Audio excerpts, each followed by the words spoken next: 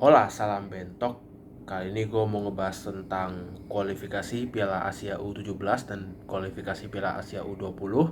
Dan kali ini sangat spesial karena juga sebentar lagi Piala Asia U20 kualifikasinya akan dimulai. Tepatnya pada tanggal 14 September sampai 18 September. Dan juga di awal bulan Oktober ada kualifikasi Piala Asia U17. Tapi sebelum kesana, gue mau ajak lu semua untuk nonton film Sayap-Sayap Patah sebagai bentuk apresiasi kita kepada Densus 88, personil Densus 88 yang gugur, yang memperjuangkan persatuan dan kesatuan dan juga memperjuangkan negeri ini agar bisa aman dari rongrongan terorisme dan rongrongan radikalisme. Buruan nonton Sayap-Sayap Patah di bioskop kesayangan kalian. Nah, gue kayaknya bikin video agak malam juga, soalnya mungkin siang mungkin gue kayak agak nggak ada waktu. Dan juga gue lagi enaknya bikin video malam. Dan sekarang nih gue lagi enak bikin video soalnya mungkin ke depan gue bakal nggak terlalu banyak waktu, jadi gue bakal bikin videonya sekarang. Pertama kita mulai dari Piala Asia U17. Indonesia akan segrup dengan Malaysia, Palestina, lalu ada Uni Emirat Arab dan juga Guam. Tapi sebelum ke sana kita harus flashback sedikit, yaitu di Piala AFF U16 di mana Indonesia bisa menjadi juara dengan tangan dingin Coach Bima Sakti. Kita appreciate juga buat Coach Bima yang mengantarkan timnas Indonesia U16 juara. Bukan hanya Coach Bima melainkan asisten-asistennya dan tak lebih Coach Luis Milla yang juga menjadi role model dalam Coach Bima kepada Coach Bima. Nah, kita lihat pada AFF kemarin kita berhasil menumbangkan Vietnam 2 kali dengan sebuah set play tentunya, dan dan juga kita melawan Myanmar di adu penalti. Pertama mungkin kita ketinggalan, akan tetapi kita berhasil melakukan set play. Even Myanmar parkir bis. Pertama kita lawan Malaysia. Ya, gua agak lupa pertandingan lawan apa, tapi kita lawan pertama kemungkinan lawan Malaysia. Lawan Malaysia itu kira-kira sama dengan kualitas permainan dari Vietnam, dari Myanmar, dan dari Thailand U16. Gak jauh berbeda. Malaysia saja bahkan bisa diimbangi oleh Myanmar. Ini juga kemungkinan pada skema-skema lawan Myanmar dan juga skema-skema lawan Vietnam bisa diterapkan maksudnya, bisa diterapkan di kompetisi ini, di pertandingan ini maksudnya. Jadi di pertandingan ini mungkin skema-skema lawan Malaysia ini kita lihat, kita flashback bagaimana kita melawan Myanmar, bagaimana kita melawan Vietnam. Lalu setelah skema itu didapatkan, mungkin dilihat kembali, mungkin juga banyak perubahan-perubahan yang akan dilakukan. Kedua lawan Palestina dan Uni Emirat Arab. Jadi gua dua langsung ya, karena ini kan dua tim Timur Tengah. Jadi dua tim Timur Tengah ini bakal melakukan perlawanan juga. Kita juga belum pernah bertemu dengan tim Timur Tengah di kualifikasi kali ini karena sebelumnya itu zona barat dan zona timur. Sekarang ini udah satu, gak ada zona-zona lagi, udah mulai kayak UEFA sih ya. Jadi seperti Palestina dan Uni Emirat Arab, kemungkinan kita mungkin akan melawan. Sebelumnya timnas U19 mungkin ya, kita ke U19 dikit. U19 itu pernah melakukan uji coba dengan Qatar dan Arab Saudi. Hasilnya menang dan bisa melakukan perlawanan. Mungkin skema ini yang bisa dilihat oleh Coach Bima di saat mendampingi Coach Sintayong dalam uji coba di Kroasia dan Turki di tahun 2020. Mungkin skema ini akan diterapkan di U16, terutama pada skuad Iqbal dan juga skuad Kaviatur dan kawan-kawan. Jadi mungkin kita bisa memberikan perlawanan kepada Palestina dan Vietnam. Anggap seperti kita melawan Saudi Arabia dan juga melawan Qatar untuk timnas U19. Sekarang ini ada yang beberapa ke U23 sih ya. Mungkin bagus Kava, nggak bagus Kava kurang tahu sih gua. Jadi mungkin itu. Dan juga lawan Guam.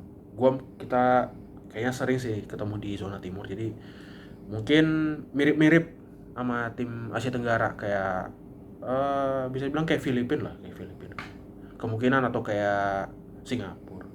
Mungkin set play lawan Singapura mungkin kita bisa terapkan lawan Guam dalam melakukan pembantaian itu, dan juga mungkin lawan Filipina ya, lawan-lawan tim-tim lainnya Jadi mungkin kita bakal melakukan perlawanan lawan Guam, Malaysia, dan juga lawan Palestina dan Uni Emirat Arab. Coach Bima bisa melihat lagi flashback di tahun 2020 di mana kita melawan Qatar. Event itu timnas U19. Event itu masih Bagus Kavi yang main, Bapak Bagas Pekahava, gua agak lupa. Oh, Bagus Kavi yang sebelumnya di Utrecht. Jadi mungkin Coach Bima mungkin masih bisa melihat-lihat lagi skema itu. Pemain yang dipanggil kira-kira sama seperti skuad juara ini. Karena kemarin juga Kaviatur cedera ya kayaknya. Jadi mungkin ada sedikit perubahan, mungkin Nabil Asura atau siapa. Mungkin itu aja dari yang lawan-lawan kita. Lalu bagaimana dengan skuadnya? Skuadnya ini gue udah bilang tadi, kemungkinan skuadnya sama yang diturunkan pada saat kita bermain di Piala AFF U16 bersama Coach Bima Sakti. Mungkin ada sedikit rotasi atau sedikit apa, tapi gue harapkan sih posisi dari Iqbal tetap, yang itu jelas. Lini belakang memang udah solid, dan juga lini kiper ada, gue agak lupa siapa namanya, tapi kipernya bagus gitu. Sudah dilatih sama Coach Marcus Horizon yang merupakan legend kan. Nah depannya ini gue rasa kayaknya Arkan Kakak kalau nggak salah. Mungkin mohon maaf gue salah, tapi mungkin sih Arkan Kakak yang bakal main. Lalu kedua di U20, tim U19. Kita akan segrup dengan Vietnam, Hong Kong, dan Timor Leste. Pertandingan pertama kita lawan Timor Leste. Kemungkinan ya skema yang dipakai sebuah set play dengan melawan Brunei. Tapi kita jangan remehkan Timor Leste juga. Timor Leste juga udah kalahkan Singapura. Lalu mungkin permainannya sudah mulai setara dengan Laos dan Kamboja, di mana di edisi sebelumnya Laos dan Kamboja mengejutkan lolos ke Piala Asia U19. Event itu dibatalkan, event kejuaraan itu dibatalkan, pertandingannya dibatalkan semua karena pandemi. Tapi ini sangat mengejutkan, terutama Kamboja yang pada saat itu segrup dengan Malaysia dan Thailand. Malaysia berada di juara grup, lalu di Kamboja. Ketiga malah Thailand. Ini masih main zona-zona aja. Jadi mungkin pada situ mungkin Thailand performanya kurang bagus, jadi apa gimana. Tapi yang penting negara mereka sudah mengejutkan gitu loh, Laos dan Kamboja, untuk bertarung di Piala Asia. Event mereka kayaknya peringkat kedua, runner up terbaik.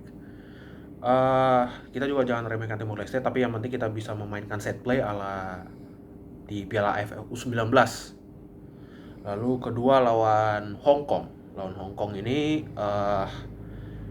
kemungkinan lawan Hong Kong ini bagaimana ya? Kita juga belum pernah banyak bertemu. Sebelumnya kita juga sudah bertemu, tapi di edisi sebelumnya lawannya kira-kira sama, Hong Kong Timor Leste. Akan tapi yang membedakan edisi sekarang Vietnam dan edisi sebelumnya itu Korea Utara. Korea Utara tidak ikut karena ada permasalahan pandemi di negaranya. Jadi mereka tidak menurunkan timnas mereka. Jadi sekarang kebetulan drawingnya itu Vietnam, Hong Kong, dan Timor Leste. Jadi kita kurang tahu, dan EAFF Asia Timur jam terbangnya kurang untuk pemain muda, masih yang senior.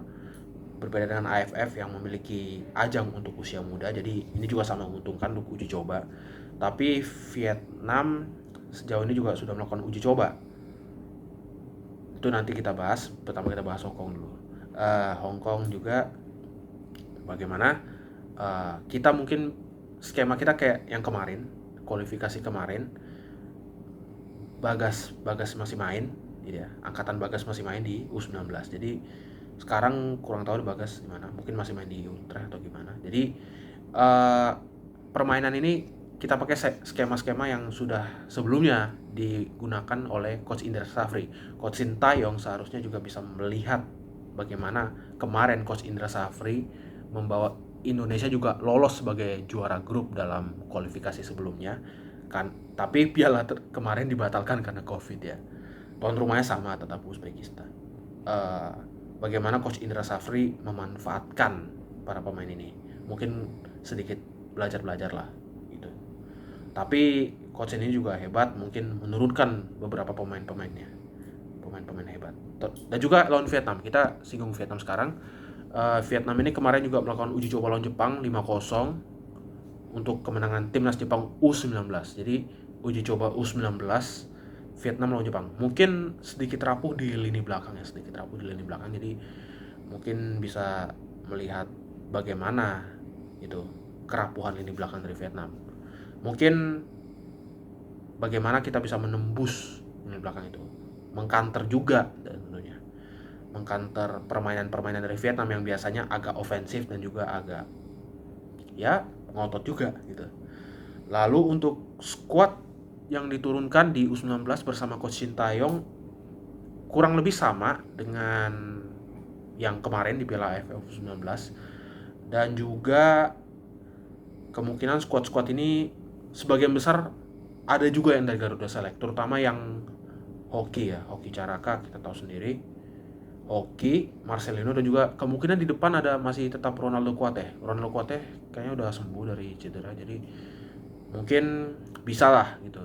Mungkin ada opsi hoki juga kan, ada opsi hoki, jadi ya bisa memainkan sebuah set play like-nya di Piala AFF U19 kemarin. Lawan Vietnam dan Thailand imbang, tapi ya begitulah. Untuk uji coba kita juga belum tahu sih uji coba lawan siapa. Tapi juga gue saranin uji coba kita itu lawan tim Malaysia yang juara di AFF U19. Mungkin kita akan melihat bagaimana kita melawan Malaysia. Lawan-lawan kita kira-kira sama. Malaysia kan yang kalahin Vietnam itu. Mungkin kita pelajari gaya bermain Malaysia, dan juga mungkin dipelajari gaya bermain dari Laos. Mungkin Laos yang bisa mengalahkan Thailand, Malaysia yang bisa menundukkan Vietnam. Mungkin ini permainan-permainannya harus dipelajari lagi oleh Coach Shin, bisa dilihat lagi, ditinjau lagi, dan juga tidak lupa meninjau juniornya U16 yang 2 kali mengalahkan Vietnam. Mungkin Coach Shin bisa menonton pertandingan-pertandingan dari Coach Bima di sini di AFF U16 ini, bagaimana mereka memainkan set play melawan Vietnam. U19 sama U16 kira-kira permainannya sama semua. U23 senior juga permainannya sama, dan bagaimana kita memanfaatkan peluang gitu untuk melakukan perlawanan dengan Vietnam. Dan juga kita ditargetkan kedua tim ini untuk lolos sebagai juara grup. Gua pribadi tetap yakin sebagai warga Indonesia, sebagai pendukung timnas Indonesia, gue sangat yakin, bisa juara grup, paling tidak runner up terbaik. Tapi kita mencari selisih gol. Peluang besar kita selisih gol itu untuk U16 kita ambil dari Guam, dan untuk U20 kita juga mengambil dari Timor Leste. Untuk pemanfaatan selisih gol, kita belajar lagi dari U16 bagaimana mereka membantai Singapura 9-0, Singapura 16, dan juga bagaimana melakukan pembantaian lawan Brunei. Bagaimana set play itu, dari mana lini-lini lawan yang rapuh itu bisa kita manfaatkan. Oke, sekian dari gua. Mohon maaf bila ada kesalahan, dan juga gua bakal banyak-banyak bikin video. Ini sebenarnya juga lanjutan dari edisi kemarin yang gua ngebahas tentang olahraga level Asia. Gua bakal bahas-bahas yang lain juga, isu-isu terkini. Tapi mungkin gue bakal cari bahannya dulu. Tapi itu aja dari gue. Thanks for watching.